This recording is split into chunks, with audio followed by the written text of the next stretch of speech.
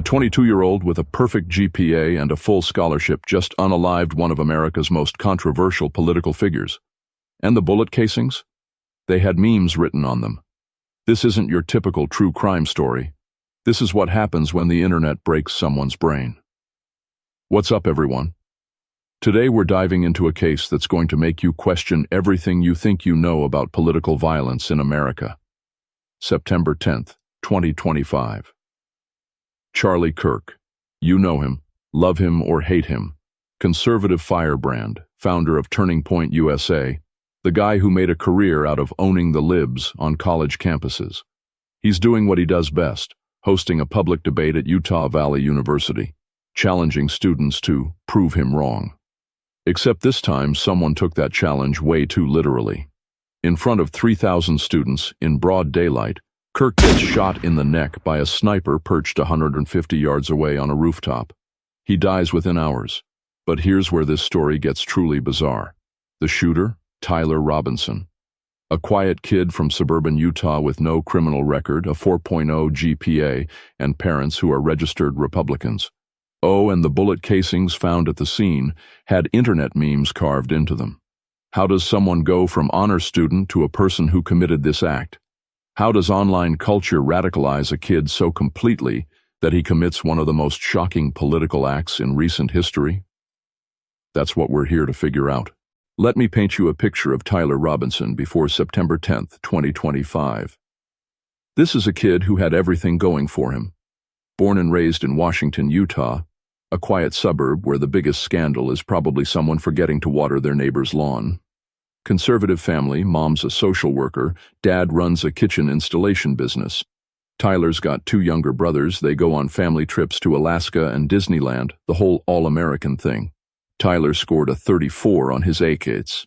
That puts him in the top 1% of test takers nationwide. His mom posted the video of him reading his full-ride scholarship letter to Utah State University, and you can hear the pride in her voice. "He's so excited to start this journey," she wrote. "It's going to be amazing for him." But here's the first crack in the perfect facade. Tyler lasted exactly one semester at Utah State before dropping out. Just vanished. Took a leave of absence and never came back. Now, dropping out of college isn't unusual, but when you're talking about a kid who was academically gifted enough to earn a free ride, who seemed to have his whole future mapped out, that's when you start asking questions. Tyler enrolled at Dixie Technical College, became an electrical apprentice, moved into an apartment complex in St. George with a roommate, and this detail becomes important later. His roommate was transgender, transitioning from male to female. They weren't just roommates, they were in a romantic relationship. Neighbors described Tyler as super reclusive. One neighbor told CNN, "I thought he was Republican. I guess I was wrong about that."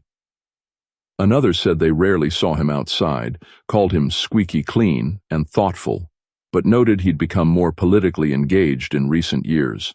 And that's where the transformation begins. See, Tyler Robinson didn't become radicalized at some underground political meeting or through charismatic cult leader. He was radicalized by the same thing that radicalizes thousands of young men every day: the internet. Governor Spencer Cox revealed that Robinson was heavily involved in gaming and dark internet culture, including Reddit and other obscure areas of the web. Tyler spent his days in the same toxic echo chambers that have produced school shooters, domestic terrorists, and political extremists for over a decade. But Tyler's case is unique because of how his digital footprint manifested in the real world. Remember those bullet casings I mentioned? Let me read you what investigators found carved into them. "Hey fascist, catch," with directional arrows pointing down, possibly anti-fascist symbols. "Bella Ciao," the Italian anti-fascist resistance song made famous by the Netflix show Money Heist. And here's where it gets truly internet poisoned. "Notices bulge, awo, what's this?" A furry community meme used for trolling. Think about that for a second. This kid is about to commit an act, actual real-world political violence, and he's carving memes into his ammunition. It's like he couldn't separate the digital world from reality anymore. To him, political action was just another form of online trolling, except with bullets instead of screenshots. Tyler's Discord messages, shared by his roommate with investigators, reveal the planning stages. I need to retrieve a rifle from a drop point. I'm watching the area where it's hidden. The rifle is wrapped in a towel. I've changed outfits. And here's the part that really gets to me. After the shooting, Tyler logged into Discord and joked with friends that his doppelganger had committed the act to frame him. Even after doing this, he was still memeing, still trolling, still treating it like a game.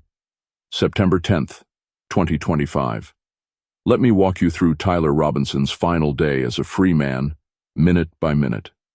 8:29 a.m. Tyler arrives at Utah Valley University in his gray Dodge Challenger.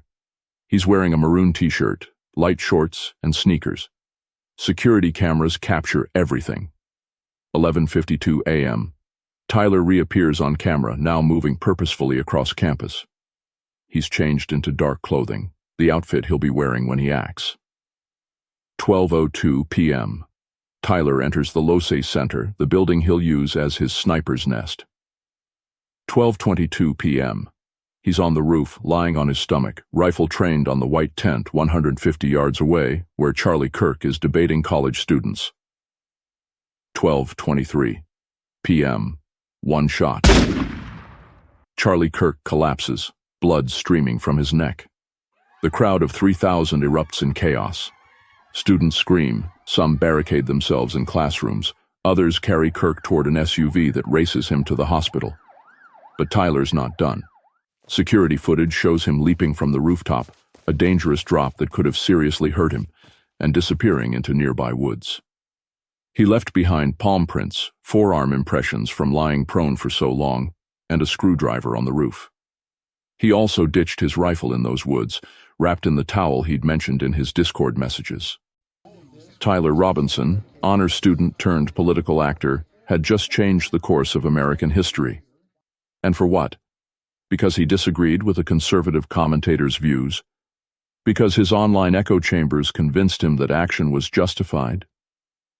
Here's how Tyler Robinson's 33 hours as a fugitive came to an end. His own father turned him in. The FBI had released surveillance footage of the person, clear images of someone in a black shirt with an American flag and eagle, dark sunglasses, baseball cap. Like thousands of Americans following the manhunt, Tyler's father was watching the news coverage. And then it hit him. Tyler, is this you? This looks like you. Tyler's response?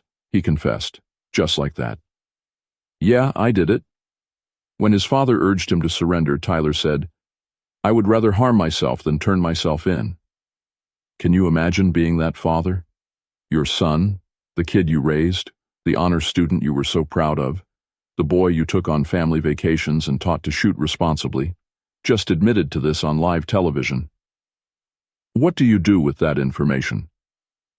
Tyler's father convinced him to talk to a youth pastor who contacted the Washington County Sheriff's Office.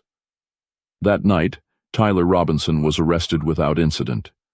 But even in custody, Tyler's internet-poisoned brain kept working. Governor Cox revealed that Tyler continued joking about the act on Discord, claiming it was his doppelganger who did it.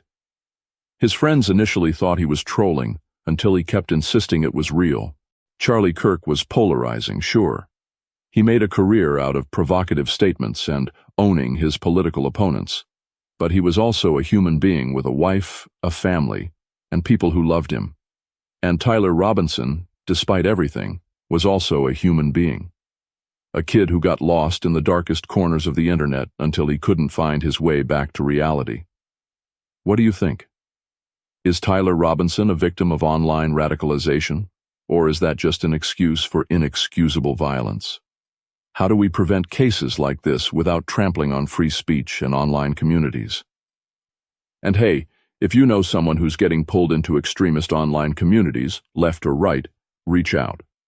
Sometimes all it takes is one real person caring enough to pull someone back from the edge. Subscribe for more. Hit that button so you don't miss any updates as this story develops.